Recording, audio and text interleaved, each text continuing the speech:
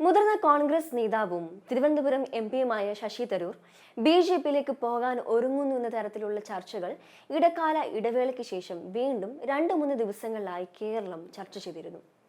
കേരളത്തിന്റെ തെക്കുഭാഗത്തു നിന്നുള്ള ഒരു എം.പി ബി.ജെ.പിയിൽ ചേരുന്നതുമായി ബന്ധപ്പെട്ട് കേന്ദ്ര നേതൃത്വവുമായി ചർച്ച നടത്തിയെന്ന് ഡൽഹിയിലെ ഒരു ഇംഗ്ലീഷ് പത്രത്തിൽ 2 ദിവസം മുൻപ് വാർത്ത വന്നിരുന്നു.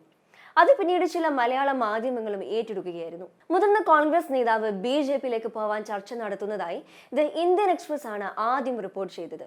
ബി.ജെ.പിയിൽ നിന്നുള്ള സോഴ്സുകളെ അടിസ്ഥാനമാക്കിയാണ് ദ ഇന്ത്യൻ എക്സ്പ്രസ് ഈ വിവരം പുറത്തുവിട്ടത്. മുതിർന്ന കോൺഗ്രസ് നേതാവ് ബി.ജെ.പിയിൽ ചേരാൻ ചർച്ച നടത്തുന്നുണ്ടെന്നും നേതാവ് ബി.ജെ.പിയിലേക്ക് പോവാൻ സാധ്യത ഉണ്ടെന്നുമായിരുന്നു റിപ്പോർട്ട്. പത്രവാർത്തയിൽ പറയുന്നത് എങ്ങനെയെന്ന് നോക്കാം.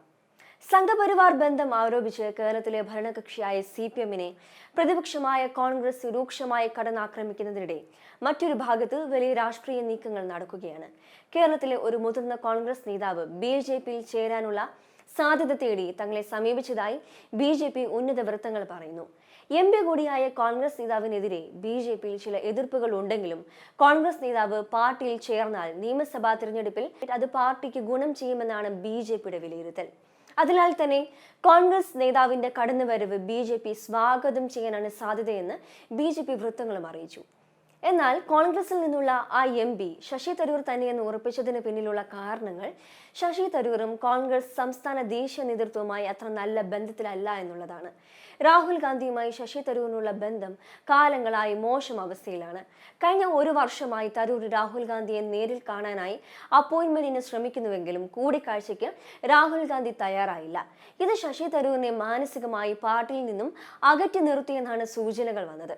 ഡൽഹിയിൽ പാർലമെന്റ് തെരഞ്ഞെടുപ്പിന് ശേഷം എം.പിമാരുടെ സത്യപ്രതിജ്ഞാ വേളയിൽ തരൂർ വിദേശയാത്രയ്ക്ക് പോയതും രാഹുലിനെ ചൊടിപ്പിച്ചിരുന്നു. ലോക്സഭാ തെരഞ്ഞെടുപ്പിൽ മത്സരിക്കുമ്പോൾ തരൂരിന്റെ പ്രചരണത്തിന് രാഹുൽ ഗാന്ധി എത്തിയിരുന്നില്ല. ഇതാദ്യമായല്ല ശശി തരൂരിനെതിരെ ഇത്തരത്തിലൊരു ആരോപണം തലപൊക്കുന്നത്. ഈ സൂചനകളെല്ലാം നിരത്തിയാണ് ശശി തരൂർ തന്നെ ബി.ജെ.പിയിലേക്ക് എത്തുന്നു എന്നുള്ള വാർത്തകൾ ശക്തമായത്. ബി.ജെ.പിയുമായി ചർച്ച നടത്തിയെന്ന അഭ്യൂഹങ്ങളിൽ ഇപ്പോൾ നിലപാട് വ്യക്തമാക്കിയിരിക്കുകയാണ് തിരുവനന്തപുരം എം.പി ശശി തരൂർ. തികച്ചും വാസ്തവവിരുദ്ധമായ പ്രചരണമാണ് നടക്കുന്നതെന്ന് ശശി തരൂരിനോട് അടുത്ത വൃത്തങ്ങൾ ഒരു പ്രമുഖ ചാനലിനോട് പ്രതികരിച്ചിരുന്നു.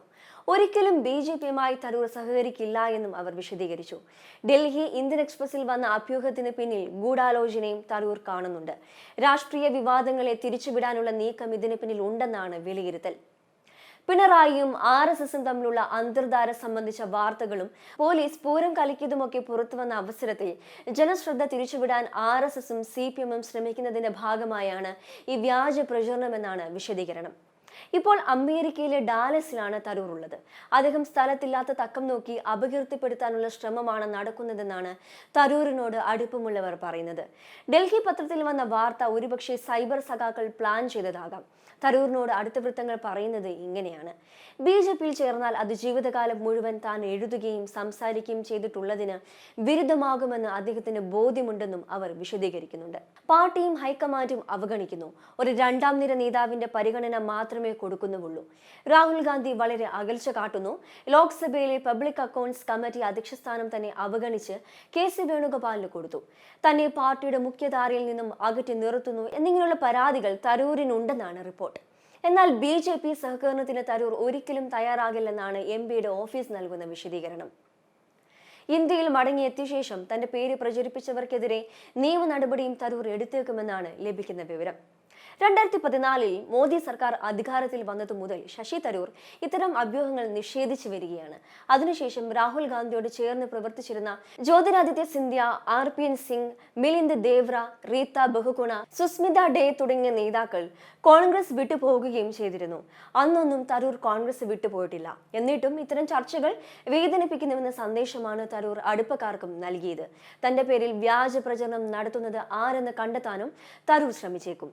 സംസ്ഥാന രാഷ്ട്രീയത്തിൽ ഒരു കോൺഗ്രസ് നേതാവിന്റെ ബി.ജെ.പി പ്രവേശനത്തെക്കുറിച്ചുള്ള അഭ്യൂഹം ശക്തമാകുമ്പോൾ കേന്ദ്ര ബിന്ദുവാകുന്നത് മുതിർന്ന കോൺഗ്രസ് നേതാവും തിരുവനന്തപുരം എം.പിയും മുൻ കേന്ദ്രമന്ത്രിയുമായ ശശി തരൂർ എന്നതായിരുന്നു വസ്തുത.